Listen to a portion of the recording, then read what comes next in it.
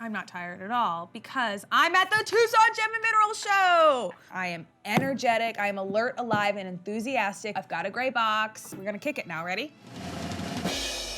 What, guys? All right, I don't know why they gave me this. Is there anything else in here? You're going to need this. So we've got, shaken up, I have a black sheet pillowcase over a large, sharp object. Can I rip it off like this, like a magician?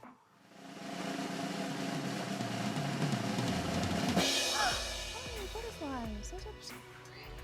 It looks delicate. I'm a little nervous right now, shell-shocked. This definitely is an opal. I have never, ever seen anything like this in the course of my career. This is really, really heavy. What I like about whoever has cut this is that they've kind of oriented the butterfly wings right here with the play of color. I love the birds. What I first was shocked at was that there's a piece of opal this size, and it's this intricately cut. That looks like branches, a butterfly. I love the beautiful trees right here. The way that the orientation of the play of color, now I see why I had the light. I'm gonna say this is boulder opal carved. What's really cool right here is this on the top. And oh, I just noticed this in the, wow. Okay, so when I first looked at this piece, I noticed the size, I noticed the intricate design, but then I look on the back. Something that you may not know about me is I've always been fascinated with the Great Wall of China, and this to me looks like the Great Wall of China, and I could be right, I could be wrong, but we'll figure that out. But the coolest thing right here is that you have this like intricate design, and it looks like it's carved into the stone, and it looks like a dragon. Holy guacamole. Look at that.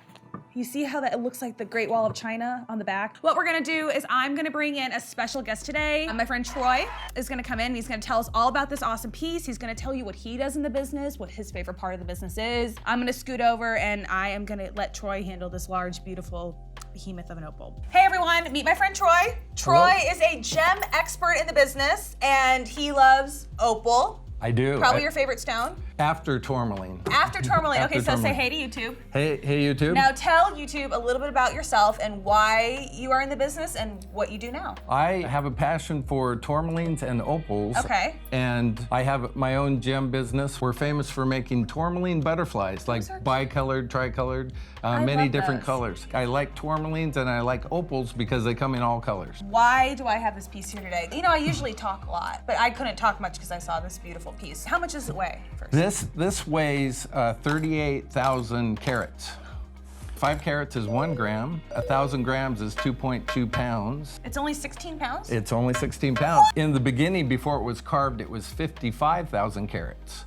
So we lost that much bringing out the color. It is quite in the realm of Guinness Book of World Record opals. Have you had this in the Guinness I Book? have never seen anything bigger than this myself. 30 years and you've never seen anything bigger than I have this? never seen anything bigger than this. Do you think you ever will? It's quite unlikely just because at this location they're no longer mining. It is considered a black opal, but it's a matrix opal from Andamuka, Australia. Okay, so I was kind of right. Yes, I was close. yes you were. Yeah, I was Actually, close. when you talk about boulder opal, that's another type of matrix opal. The interesting thing about matrix opal is it's a base stone, usually iron stone. Okay. And what happens is the stone is super porous. Okay. And water was able to enter the stone, and then little pockets of opal formed within the matrix. There are solid opals that just occurred themselves, and then there's this matrix type. So the opal is basically little bits of opal are locked into the matrix. And that's how we can get these large sizes. So there's pockets of opal. Now I can see them. That makes more sense. Right. Did you go mine this piece yourself? No, I didn't, but I acquired it directly from the miner, who's actually a good friend of mine. And they mined this piece in the 1970s. When I first saw the piece, I noticed the Great Wall of China. We carved this opal with a Chinese theme. The Chinese have become big buyers of opals and tourmalines, so they put an imperial dragon on the back, and only the king himself could have a dragon with 5 fingers. Okay, so, I see 1, 2, whoa, is this from This is made for the emperor. That is so cool. So the Emperor of China, this is his piece that I'm touching? Well, yes, only he could make a piece like this because they used to love to put dragon emblems on their shirts and everything, but only the king was allowed to have one with 5 fingers. Did the Emperor of China own this piece? Did he commission this piece? No. It's just that when we were making all the decisions on the elements, we wanted to make the top. Extra royal. Yeah, the extra royal piece. Okay, so then I also want to turn around. And you said this wasn't very delicate. I was worried I was going to hurt it. Well, because it's so thick, I doubt we can hurt it. There's many elements in this piece. There's, of course, lotus blossoms, there's butterflies, there's the penguin tree, cranes over here. Each one of them has a great significance in China. Okay, can you tell us a little bit more about that? Butterflies signify unity and love. This penguin tree is for meditation. The cranes, they mate for life. So that's about marriage and bonding. The lotus flowers also signify beauty because they're usually born in the mud and then blossom to be something beautiful. Okay, so another question I had about this, when you're carving this, I would never call this faceted opal. Generally opals, you know, they're made into cabochons. The interesting thing about this piece is because it is so large, it could be cut into 38,000 carats of little carvings and pendants, and I much prefer it like this only because it's one of a kind. This is super unique. We've got an expert here in the business and he hasn't even seen anything else like this. And well, I would like to talk about the carver who did this piece. I'd love to learn. His name is Dalen Hargrave, and actually he's America's greatest carver and faceter. He's the guy that's won the most AGTA Spectrum Awards. Okay, so tell everyone what a Spectrum Award is. In the industry, when someone has a fine piece of rough and they give it to the best cutter they can find, and then there's a contest, and there's a jury, and they submit it to the AGTA Spectrum Awards, and the best pieces with the best rough and best cutting win these awards. We've never entered this into competition, although I think it could win awards. This required many, many different tools to do all this. About how long do you think it took him to Well, make this? he asked me to come to his house, and he had looked at the piece and thought, oh, we can do this in 3 or 4 days.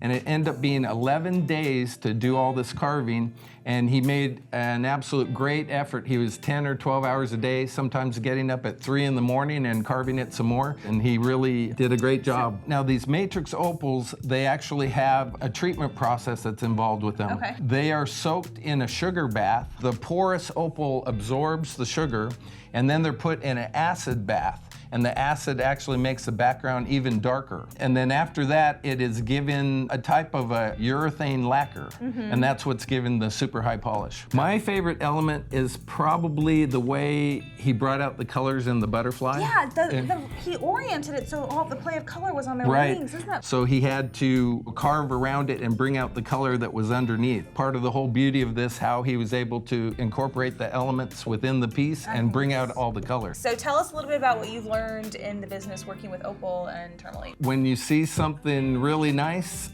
get it because immediately because they come and go, and it's getting scarcer all the time. So did you notice this looks like Australia? I did. Because it's from Australia. Yes. But I was kind of thrown off by all the Chinese insignia and the Great Wall of China. Well, there's But there's no Chinese opal. Well, there's Chinese in Australia. Oh. You know, when it's a piece of rough, it has a certain value. And then every time that we are cutting or polishing or carving, we're adding value to it because of the elements that you're adding.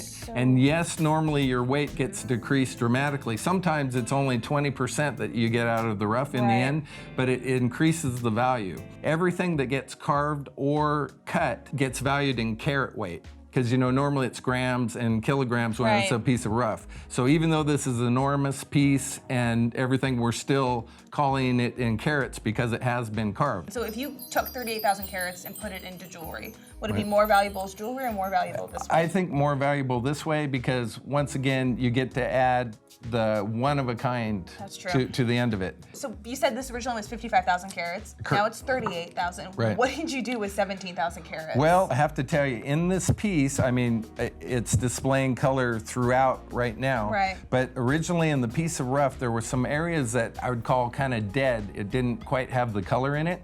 So he was removing parts that were dead to expose the color underneath. It was enhanced in value by showing color everywhere, and unfortunately most of that was turned into dust, or if it was a big piece that came out, it was kind of a dead piece. Wow, 17,000 carats. Were lost. When you first saw this piece, when it was done, what went through your head?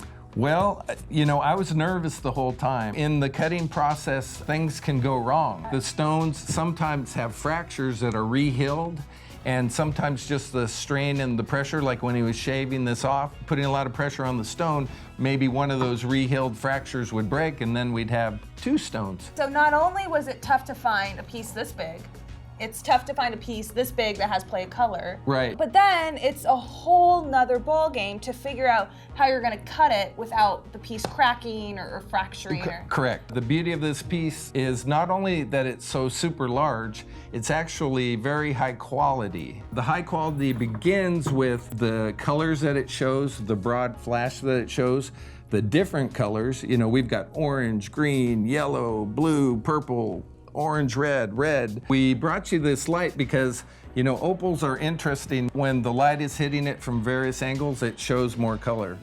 All right, Troy, on YouTube, we like to do a closer look. So I'm gonna have you pick up the piece, hold it to the camera, and tell them what you want them to take a closer look at.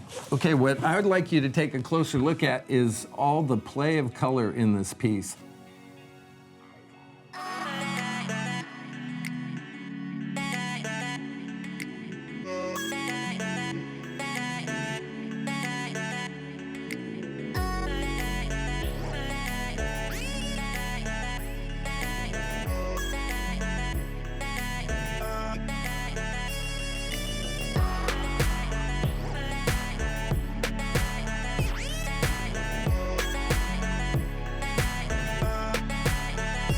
Thank you so much to Troy for coming on YouTube. We loved having you. But what I thought was one of the coolest things about today that he talked about was how many carats that originally was. I had no idea it was 55,000 carats and then 38,000. That's crazy. I have never, ever in my gemological career probably seen anything that big and that intricately designed. The cutter who cut that piece deserves a huge round of applause. Thank you to Troy again for bringing that. And I really hope that you all enjoyed what we talked about today and you learned something just like I did. I hope you've enjoyed our time with the Tucson Gem and Minerals show. But hey, what I really need you to do is subscribe and like the channel if you haven't done so already. After that, I need you to comment below and tell us what you loved about the piece and what you want to see more of in the future. Thank you for watching.